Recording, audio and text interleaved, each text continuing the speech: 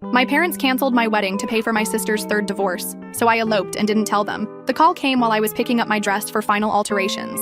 Mom's voice had that familiar edge, the one that meant Tessa had screwed up again, and somehow it was my problem. Sweetheart, we need to discuss the wedding budget. I stood in the bridal shop, holding my dream dress, watching the seamstress pin the hem. 3 weeks until my wedding. 200 guests confirmed, venue paid for, flowers ordered. What about it? I asked, though I already knew. Tessa's lawyer needs another $60,000. Her ex-husband is fighting for the vacation house, and if she loses it, she'll have nowhere to live with the kids. Tessa, 28 years old. Third marriage imploding spectacularly. Each divorce more expensive than the last. Each time, Mom and Dad acted like funding her disasters was their sacred duty. So you're postponing my wedding? Just temporarily. Maybe next spring. You understand? Tessa's in crisis mode. I understood perfectly. Tessa's chaos always took priority. When I graduated summa cum laude, they missed my ceremony for her second wedding. When I got promoted to senior analyst, they couldn't celebrate because Tessa was having husband number 2 arrested for domestic violence that turned out to be fabricated. The deposits are non-refundable, Mom. We'll lose everything. We'll figure something out later.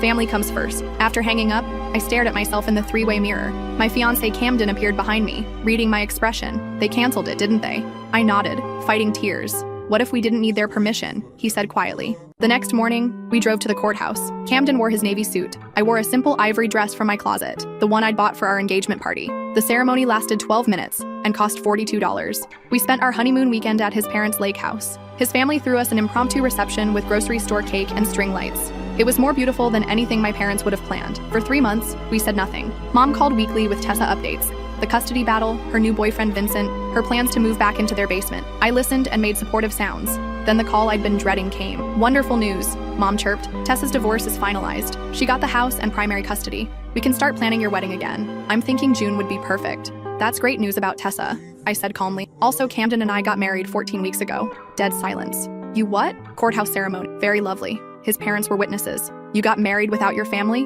Her voice turned shrill. You canceled my wedding to pay Tessa's legal bills. I found an alternative solution. How could you do this to us? We're your parents, and I'm your daughter. But apparently, funding Tessa's disasters matters more than my happiness. That's when I heard Dad grab the phone in the background. What he said next made me realize I'd severely underestimated how far they'd go to maintain control. Fine. Dad's voice was ice cold. Since you want to make adult decisions without consulting your family, you can handle your student loans alone too. Hope your new husband can afford the $400,000 you still owe. My stomach dropped. They'd been paying my graduate school loans for 2 years, something they'd offered when I started my MBA program. I'd never asked for their help, but they'd insisted. Focus on your studies, Mom had said. We'll handle the financial stress. Now I understood why. You're cutting me off financially because I got married? You cut us off emotionally first, Mom chimed in. Actions have consequences. You canceled my wedding. We postponed it, Dad corrected, for a family emergency. Instead of showing maturity and patience, you threw a tantrum. A tantrum. $400,000 in educational debt was my punishment for having a tantrum. Camden appeared beside me, seeing my face go pale. I put the call on speaker. This is about control, I said into the phone. You've used money to manipulate me my entire adult life. We've supported you. Mom's voice cracked with fake hurt. Paid for your car, your apartment down payment, your education. And this is how you repay us? By getting married? By excluding us from the most important day of your life. Camden stepped closer to the phone. With respect, Mrs. Morrison, you excluded yourselves when you chose to fund another family member's legal problems instead of honoring your commitment to your daughter's wedding. Silence stretched for a full minute. Then Dad's voice returned, colder than before. Who is this boy thinking he can speak to us about family commitments? This is your son-in-law, Camden replied evenly. And I'm the person who watched your daughter cry herself to sleep for 3 nights after you canceled her wedding. Well, son-in-law, Dad spat the words like poison. I hope you're prepared to support her completely. Because as of today, she's not getting another cent from us. Not for loans, not for emergencies, not for anything. You wanted to marry her so badly, she's your problem now. The line went dead. I stood there, phone in hand, feeling like someone had just pulled the financial rug out from under my entire future. Camden wrapped his arms around me. We'll figure this out, he whispered. But I was already doing the math. $400,000 in student loans at 6.8% interest. My current salary could barely cover minimum payments. We'd planned to buy a house next year, have kids eventually. All of that just evaporated. 3 days later, the registered letter arrived. I opened it with shaking hands while Camden read over my shoulder. It was from my parents' attorney, a detailed document explaining that all financial support would cease immediately. Furthermore, I was being removed as beneficiary from their life insurance policies, their will, and my grandfather's trust fund that I was supposed to inherit at 30. The trust fund. I'd forgotten about that. Grandpa Morrison had left money for his grandchildren's futures. $200,000 for each of us when we turned 30. Tessa had already blown through hers on her first divorce. I was 26. 4 years away from financial independence. Now it was gone, but the letter wasn't finished. There was a second page that made my blood run cold. In light of recent events and our daughter's demonstrated poor judgment, we have also contacted her employer to express concerns about her emotional stability and decision-making capabilities. As parents, we feel obligated to ensure her professional colleagues are aware of her current mental state. They'd called my boss. I grabbed my phone and dialed my manager, Rhonda, trying to keep my voice steady. Hey, it's me. Did my parents call you? Rhonda's sigh told me everything. They did. Yesterday morning, they're concerned about you. What exactly did they say? That you'd been acting erratically, making impulsive decisions. They mentioned you'd gotten married suddenly and were worried about your judgment affecting your work performance. My career. They were trying to destroy my career. Rhonda, I got married 3 months ago. I haven't told anyone because it's personal, but there's nothing erratic about it. My parents are upset because they canceled my original wedding and I found an alternative solution. Another pause. Look, I've worked with you for 4 years. You're one of our most reliable analysts. But your parents seemed genuinely worried. They suggested you might benefit from some time off to sort through personal issues. Time off. Unpaid leave, which would make paying those student loans even more impossible. I'm not taking time off. I'm fine. This is retaliation because I got married without their permission. Okay, but if you need support or counseling resources, HR has programs available. After hanging up, I sat on our couch, staring at the letter. Camden found me there an hour later. They called my work, I said numbly. They're trying to get me fired. He read the letter, his jaw tightening with each line. This is harassment, he said finally. It's my family. No, family doesn't destroy your life because you made a choice they didn't like. That night, I couldn't sleep. I kept thinking about the pattern, how they'd controlled every major decision in my adult life with money. College choice, they'd pay tuition, but only for business programs, not the art degree I wanted. Apartment location, they'd help with the down payment, but only in neighborhoods they approved. Career path, they'd funded my MBA, but expected me to work at companies they respected. I'd thought their support came from love. Now I saw it was about control. And the moment I stepped outside their control, they scorched the earth. Over breakfast, Camden made a suggestion that changed everything. What if we sued them? I nearly choked on my coffee. Sue my own parents. Think about it. They committed to paying for your wedding, then backed out. You lost deposits because of their broken promise. Now they're retaliating by sabotaging your employment and financial stability. That's gotta be illegal somehow. Camden, they're my parents. They're people who are actively trying to ruin your life. I wanted to argue but couldn't find the words, because he was right. That afternoon, I did something I never thought I'd do. I called a lawyer. Janet Fitzgerald specialized in family law and elder abuse, but she listened to my story with growing interest. This is definitely actionable, she said after reviewing the documents. Your parents made verbal and written commitments regarding your wedding expenses. When they breached those commitments, you suffered financial losses. Their retaliation through employment interference could constitute harassment or intentional infliction of emotional distress. I don't want to destroy them. I just want them to stop. Sometimes legal action is the only language people like this understand. She quoted her fees. Expensive, but not impossible. Camden and I talked it over that night. This will make everything worse, I said. They'll never forgive me. What exactly are you hoping to be forgiven for? Good question. For getting married? For not letting them control my life? For refusing to be their backup plan after Tessa? The next morning, I called Janet back. File the suit. My parents' reaction was swift and nuclear. Mom called within hours of being served papers. How dare you? She screamed into the phone. You're suing your own parents? Have you completely lost your mind? I'm protecting myself from retaliation. Retaliation? We're trying to teach you about consequences. By sabotaging my career? By showing you what life looks like without family support. This isn't support, Mom. This is punishment. That evening, Tessa showed up at my apartment. I hadn't seen her in months, and she looked terrible. Thin, pale, dark circles under her eyes. Can I come in? I stepped aside, noting how she avoided eye contact. Mom told me about the lawsuit, she said, settling onto our couch. Of course she did. She's devastated. Dad's furious. They can't believe you're doing this. I sat across from her, studying my sister's face. Tess, did you know they called my boss? She shifted uncomfortably. They're worried about you. They tried to get me fired. Maybe you're overreacting. They canceled my wedding to pay your legal bills, then cut off my financial support when I got married anyway. How is that overreacting? Tessa flinched. I didn't ask them to pay for my divorce. You accepted their money. Of course I did. I had nowhere else to turn. And there it was. The difference between us. When Tessa hit rock bottom, she ran home to Mommy and Daddy. When I needed help, I found my own solutions. Did they send you here to talk me out of the lawsuit? She nodded reluctantly. What did they promise you if you convinced me? Nothing. This isn't about money. But her voice wavered and I knew she was lying. Tess, what did they promise you? She stared at her hands. Help with Vincent's legal troubles. My jaw dropped. Vincent? Your rebound boyfriend? What kind of legal troubles? DUI, hit and run, his license is suspended and he might go to jail. Jesus Christ. And they're funding this too? He's a good guy who made a mistake. He left the scene of an accident. What if someone was hurt? No one was seriously injured. Seriously injured? Someone was hurt? Tessa's face crumpled. An elderly woman broke her hip, but Vincent panicked. He's not used to drinking and... Get out! What? Get out of my apartment right now. You don't understand. I understand perfectly. You're defending a drunk driver who put an old woman in the hospital, and our parents are paying his legal bills, while simultaneously punishing me for getting married. It's not the same thing. You're right. Vincent committed actual crimes. I committed the crime of not asking permission to live my own life. After Tessa left, I called Janet. We need to expand the lawsuit, I told her.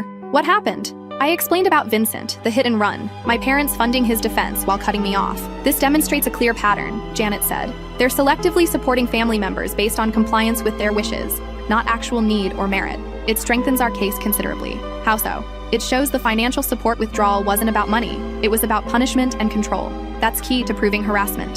The lawsuit moved slowly, but other things moved quickly. Mom started calling my friends, my coworkers, even Camden's family, spreading her version of events. According to her narrative, I was mentally unstable, had always been jealous of Tessa, and was now attacking my loving parents with frivolous legal action. Some people believed her. My college roommate stopped returning my calls.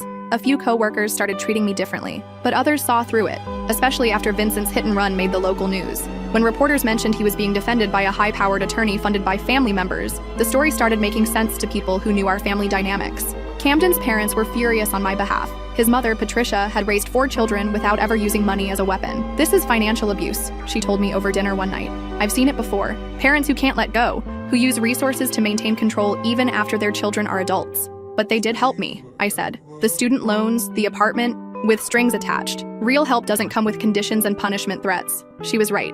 I started thinking about all the times their help had come with requirements. The apartment they'd helped me buy had to be in a specific neighborhood. The car they'd co-signed for had to be a practical sedan, not the convertible I wanted. Even my MBA program, they'd only pay for business school, not the master's in nonprofit management I'd originally considered. Every dollar had been a leash. 6 weeks into the lawsuit, something unexpected happened.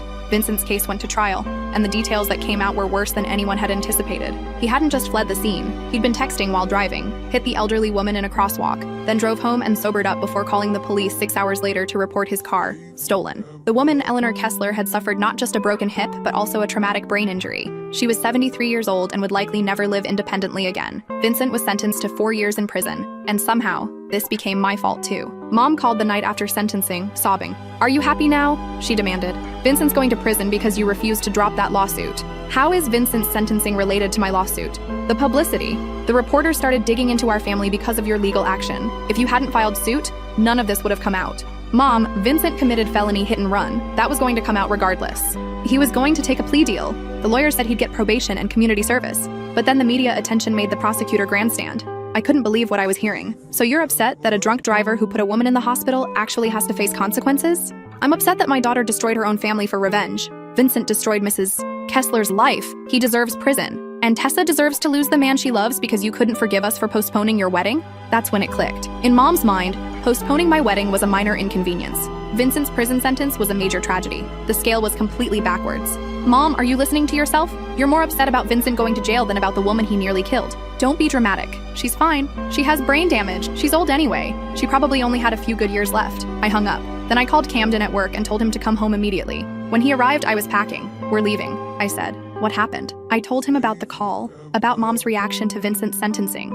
about her dismissal of Mrs. Kessler's injuries. "These are not good people," I said finally. "I've been making excuses for them because they're my parents, but they're not good people." Camden helped me pack in silence. We loaded everything into a U-Haul that night. "Where are we going?" he asked. I'd been thinking about that. "Your cousin in Denver offered you that job last year. Is it still available?" He made a call. It was. 2 weeks later, we were living in a small apartment in Colorado, 1,500 miles away from my parents and their dysfunction. I found work as a financial analyst for a nonprofit that helped low-income families manage debt. Ironic, considering my own financial situation. The student loan payments were brutal. We ate ramen most nights and hadn't bought new clothes in months, but I was free. The lawsuit continued long distance. Janet kept me updated by email. My parents had hired expensive attorneys and were fighting every claim aggressively. They'd filed countersuits accusing me of defamation and emotional distress. The legal bills were mounting for everyone involved. 8 months after we moved to Denver, I got an unexpected call. "Is this Eleanor Morrison Chen?" The voice was elderly, slightly shaky. "It is. This is Eleanor Kessler." I nearly dropped the phone. The woman Vincent had hit. "Mrs. Kessler, how did you—" "I've been following your lawsuit. My granddaughter is a paralegal, and she's been helping me understand the legal aspects of Vincent's case. When she saw your name connected to his family, she did some research. I'm so sorry about what happened to you." "Thank you, dear. But I'm not calling for sympathy. I'm calling because I want to help." "Help with what?" Your lawsuit. From what I understand, your parents funded Vincent's defense after he nearly killed me, but cut you off financially for getting married without their permission. Is that correct?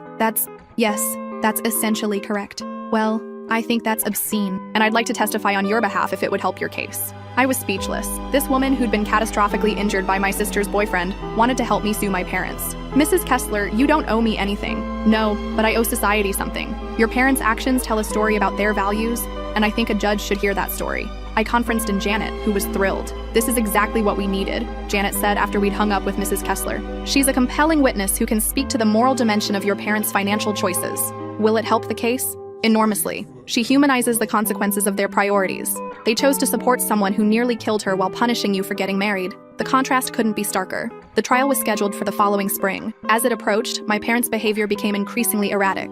They hired a private investigator to follow Camden and me, looking for evidence of our lavish lifestyle that would contradict claims of financial hardship. They found nothing, because there was nothing to find. We were barely scraping by. They contacted Denver nonprofits to warn them about my history of mental instability and litigation. Most organizations ignored them, but a few expressed concerns. My reputation was being systematically attacked. The breaking point came when they showed up at my new workplace unannounced. I was in a meeting with clients when my colleague knocked on the conference room door.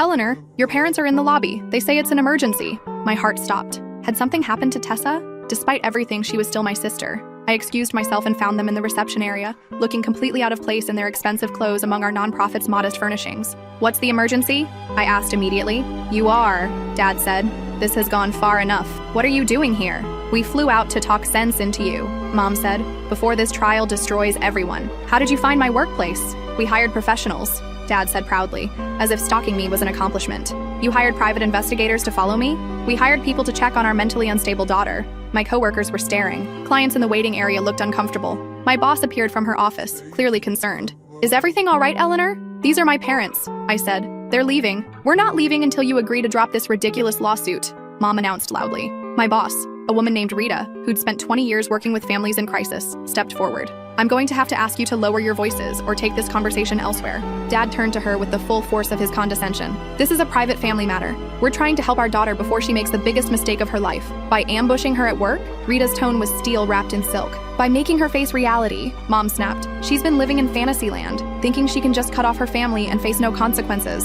"What consequences?" Rita asked, though I could tell she was genuinely curious about the answer. "Financial independence," Dad said triumphantly, as if this proved his point. "She wants to be independent? Fine. Let her see what that really means." Rita looked at him for a long moment. "So, you're punishing your daughter for getting married?" "We're teaching her about responsibility. By hiring investigators to follow her? By coming to her workplace uninvited? By making her personal business public?" My parents exchanged glances, clearly not expecting pushback from a stranger. "This doesn't concern you," Mom said dismissively. "It concerns me when people disrupt my workplace and upset my employees. I'm going to have to ask you to leave." "We're not leaving without our daughter," Dad said firmly. "Your daughter is a grown woman with her own job and her own life. She can leave whenever she wants, but you're leaving now." Rita stepped toward her desk and picked up the phone. "Security? I need assistance in the main lobby." That's when Mom lost it completely. "You can't throw us out. We're her parents. We know what's best for her. She's making terrible decisions and ruining everyone's lives." "What terrible decisions?" Rita asked. "Getting married, having a job, living independently, suing her own family, destroying relationships. She's been manipulated by that husband of hers into thinking we're the enemy." Rita looked at me. "Eleanor, do you want your parents here?" "No," I said quietly. "I want them to leave." "You heard her." Security arrived, two polite but firm guards who'd clearly dealt with this type of situation before. They escorted my parents toward the exit while Mom continued shouting, "This isn't over. We're not giving up on you. You're still our daughter no matter how much you hate us." After they were gone, Rita pulled me into her office. "Are you okay?" I was shaking. "I'm so sorry. They've never done anything like this before." "Don't apologize. What they just did was harassment.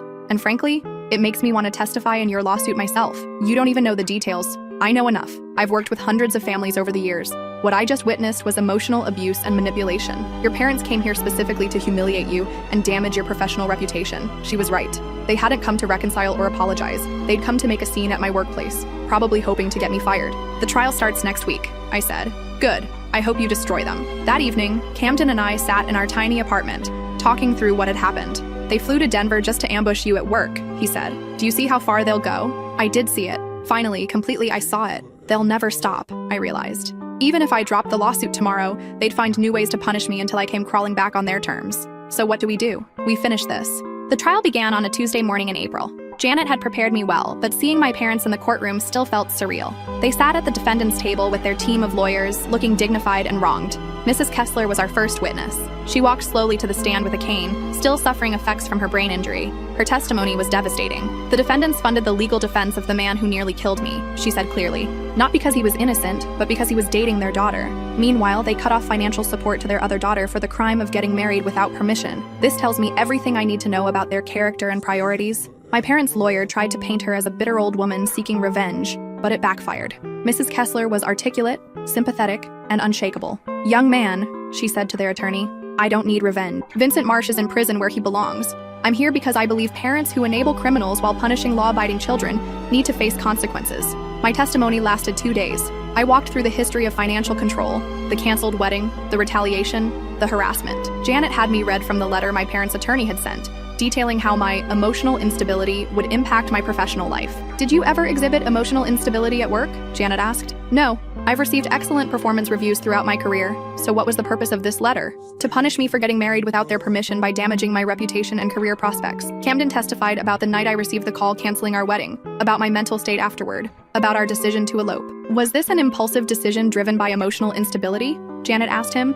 "No. It was a practical solution to a broken promise. We'd been planning the courthouse ceremony as a backup option since engagement, in case something went wrong with the big wedding." "Why?" Camden looked directly at my parents. "Because Eleanor's family has a history of unreliability when it comes to major commitments. Their lawyers tried to discredit our witnesses and paint me as a vindictive daughter seeking money I didn't deserve. But the evidence was overwhelming. Every financial threat was documented. Every harassment incident was recorded. The pattern was undeniable. During my father's testimony, Janet destroyed him. "Mr. Morrison, you funded Vincent Marsh's legal defense after he fled the scene of an accident that put an elderly woman in the hospital. Is that correct? We supported our daughter during a difficult time. But you withdrew financial support from Eleanor when she got married? Is that correct? We reassessed our priorities. So your priority was supporting a drunk driver over your law-abiding daughter? That's not... Did Vincent Marsh commit felony hit and run? He made a mistake. Yes or no, Mr. Morrison? Did Vincent Marsh commit felony hit and run? Yes, but... And you paid for his legal defense? Yes. While simultaneously cutting off Eleanor's student loan support because she got married? Those are unrelated decisions. Are they? Because your letter to Eleanor specifically states that financial support was withdrawn due to her demonstrated poor judgment in getting married. Did you consider Vincent's judgment when you funded his defense? Dad couldn't answer that question without admitting his double standard. Mom's testimony was worse. She broke down crying multiple times, portraying herself as a devastated mother whose daughter had turned against the family. But under cross-examination, she admitted to calling my workplace to warn them about my mental state, to contacting Denver organizations to damage my reputation, and to hiring investigators to follow me. "Mrs. Morrison," Janet said, "you've testified that you love your daughter and want what's best for her. Is hiring people to stalk her an expression of love? We were worried about her. Is trying to get her fired from her job an expression of love? She needs to understand consequences. What consequences should Eleanor face for getting married?" Mom couldn't answer that either. The trial lasted 5 days. During closing arguments, Janet laid out the case with surgical precision. This case is about control masquerading as love. The defendants used financial support as a weapon to maintain power over their adult daughter's life choices. When she refused to submit to their control by getting married without permission, they retaliated by withdrawing support, sabotaging her career, and launching a harassment campaign designed to force her back under their authority. They want you to believe this is about family values and financial responsibility, but their own actions reveal their true priorities. They eagerly funded the legal defense of a drunk driver who nearly killed an innocent woman, but they punished their daughter for the crime of getting married. They hired investigators to stalk their own child. They called her workplace to damage her reputation. They flew across the country to ambush her at her job. Eleanor Morrison Chen committed no crime. She made no mistake. She simply chose to live her own life as an independent adult. For this, her parents declared war on her future. They deserved to face consequences for that choice.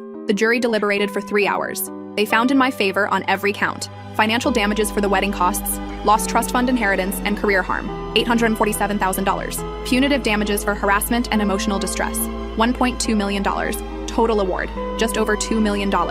My parents' faces were stone as the verdict was read. They'd gambled everything on teaching me a lesson about crossing them, and they'd lost spectacularly. Outside the courthouse, reporters asked if I felt vindicated. "I feel free," I said. The money was life-changing, but not in the way people might expect. Camden and I didn't buy a mansion or luxury cars. We paid off our student loans, bought a modest house, and started a scholarship fund for students from dysfunctional families who needed education funding without strings attached. Mrs. Kessler became our first scholarship recipient's honorary grandmother. At 83, she'd enrolled in community college classes for fun and was making better grades than students 60 years younger. My parents appealed the verdict, of course. Their appeals failed. They tried to declare bankruptcy to avoid paying, but the court found they'd hidden assets specifically to avoid judgment. Dad ended up serving 6 months in jail for contempt. Tessa called me once during the appeals process. "Are you happy now?" she asked. "Mom's on antidepressants and Dad's seeing a therapist." "You destroyed them." "They destroyed themselves," I replied. "I just refuse to go down with them. They're still your parents."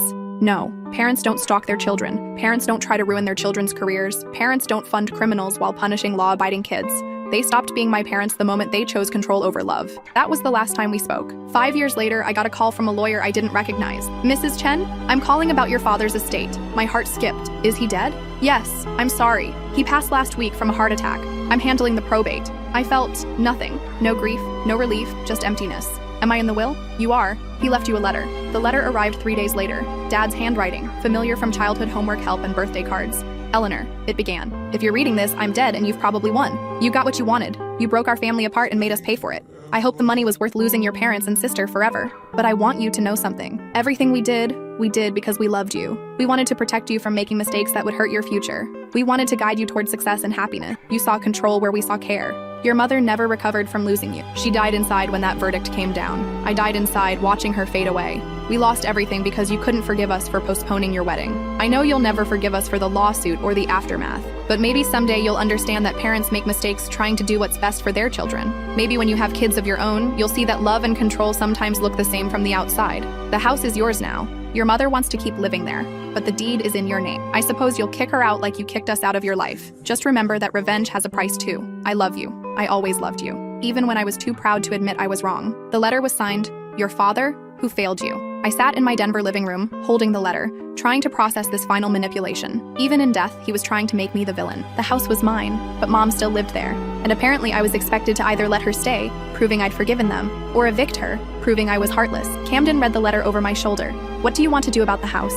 I thought about it for a long time. The next week, I flew back to my hometown for the first time since the trial. The house looked smaller than I remembered, shabbier. Mom answered the door looking decades older, thin and gray and brittle. "So you've come to claim your prize," she said. "I've come to sign over the deed." She blinked, confused. "The house is yours," I said. "I don't want it. I never wanted it. I don't understand." Dad thought this was about money and revenge. It was never about money and revenge. It was about freedom. I handed her the legal documents I'd had prepared. The house was being transferred to her name, free and clear. "Why?" she asked. "Because holding on to anger is just another form of prison. I've been free for 5 years now. I want to stay that way." She started crying then, deep sobs that seemed to come from years of built-up grief. "I'm sorry," she whispered. "I'm so sorry. We were wrong about everything." For a moment, I almost hugged her, almost said it was okay, almost fell back into the pattern of managing her emotions and fixing her problems. Instead, I said, "I forgive you, but I can't have a relationship with you. Some damage can't be repaired, only acknowledged." I left the house keys on her kitchen counter and walked away. On the plane home to Denver, I thought about Dad's letter and his final attempt to guilt me into believing I'd destroyed the family. But I hadn't destroyed anything.